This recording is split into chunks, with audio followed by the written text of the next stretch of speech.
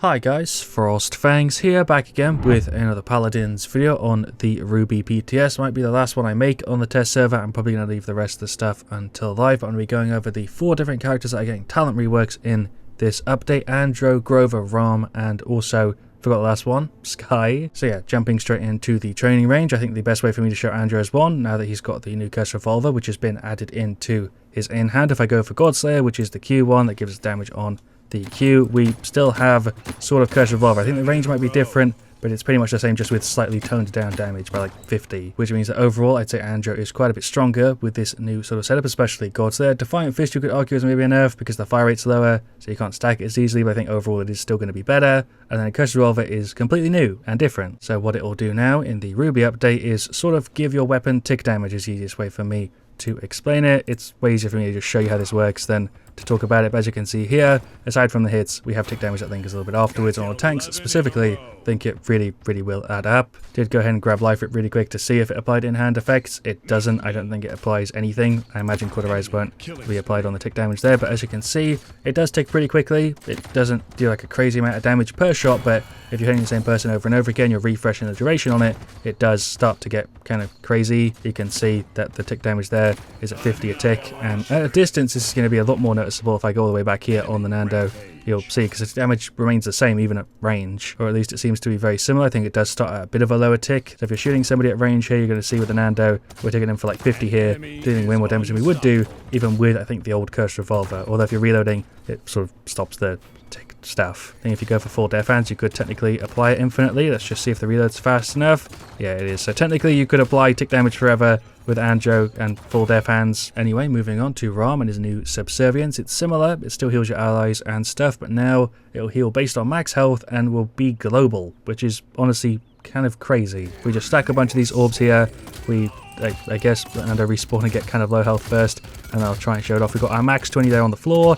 Also mention that your Q basically works as 10, and we hit Q here, Nando is going to get pretty beefily healed up, and obviously at close range it doesn't look that impressive, but it's got infinite range on the entire map for your entire team. If we shoot the Victor, you can see the Nando all the way over there is getting heals, and the Q basically acts as 10 of your little orbs, so that's also just a global heal for like 20% of people's health, which is kind of crazy considering the cooldown on it. This is pretty much exactly what I was hoping they would do with Subservience. They've kept it with a similar vibe, healing your teammates and stuff, giving Raum a completely different playstyle, but they've made it way stronger to the point where it's incredibly unique as sort of a healing ability for a tank. A global heal isn't something you see very often in Paladins, let alone on a tank. So yeah, that was Andro and Raum, the 2 bigger ones, and the ones that I think are going to have a little bit more impact. I'm overall really happy that we are getting talent reworks. I've been asking for this sort of stuff for ages, and a lot of people have also wanted it, and I'm glad they're doing it on characters that sort of makes sense. Andro, pretty much everybody grabbed cursed Revolver, putting it into in-hand makes sense. Raum Subservience was sort of just a meme. Now it's actually going to be pretty strong. But Skye and Grover's are a little bit more weird, and I'm going to show them off now. We'll start with Skye Preparation. Is going to be very different from what it usually is. While your hidden is active, and this is only your F, it doesn't work on your Q,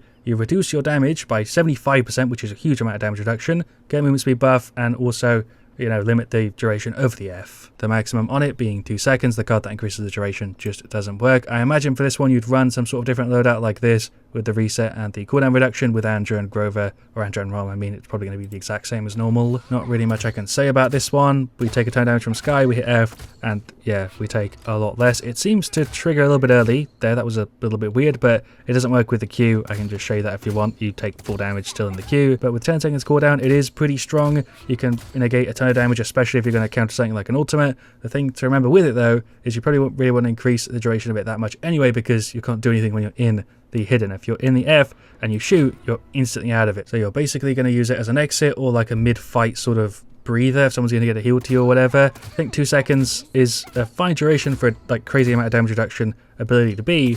It's just hard for it to imagine it only being for Skye on her F and not the Q. You know, Skye's a stealth character, and it's kind of going to be weird for people in a game to know the difference between when you're in your Q stealth or your F stealth. Pretty straightforward, nothing else I can really say. Moving on to the last one, we've got Grover, who is actually not got this properly implemented just yet. Deep Roots has also been changed, as well as Rampant Blooming. Rampant Blooming sort of works, but also breaks other stuff. and Deep Roots just is the same as it is in live. So yeah, I'll try and go over all of it. Rampant Blooming, which is the one that would give you sort of extra healing after you use the Q for a little bit of a duration afterwards, has been pretty much implemented into your in-hand. The burst healing is now 650 instead of 800, but the tick that used to be on Rampant Blooming is now on your actual just base kit. And now what it'll do is basically give you your Q on your F where you finish finding. So burst heal and then a little bit of an extra heal afterwards.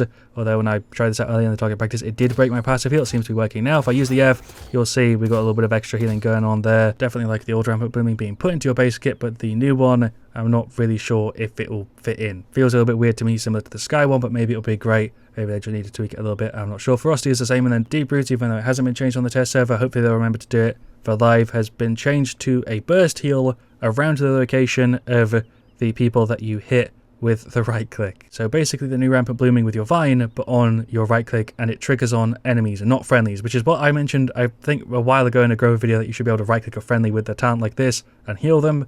But no, it's going to be on enemies. That creates an aura around enemies, which is kind of weird. Can't really show this one, but I'm sure you can imagine what it would work like. Similar to the one with the F and the Skye thing, I think it could be cool. I just don't know if the implementation is perfect. I feel like the one with Grover's right click specifically should trigger on friendlies and not enemies, because how often are people like within a little bit of a range of enemies? Usually there's a little bit of distance between them, but maybe it would work out in a match. I'm not sure. It hasn't been implemented, so I can't really show you it, but it's on the patch notes. So I thought I'd also mention that in this video. Aside from that, all of the talent changes and stuff, they've removed mid-air and accuracy from a bunch of characters, including Grover, which is something I've been wanting for ages. So now if you fling yourself around, you're actually pinpoint accurate in the air, like they changed with Pip a while ago. They've just added it to a bunch of other characters and removed the annoyingness that came with that. And I think they added it to Ganessa, which makes sense because Snowball should have it, but characters that are flying around really shouldn't. Overall, really happy with that change. They also changed a bunch of cards that were triggering on kill to triggering on a limb, aside from characters like Tyra and Lex, where it's sort of meant to be part of their character and their kit. Characters like Buck that have the card that give you reset on kills,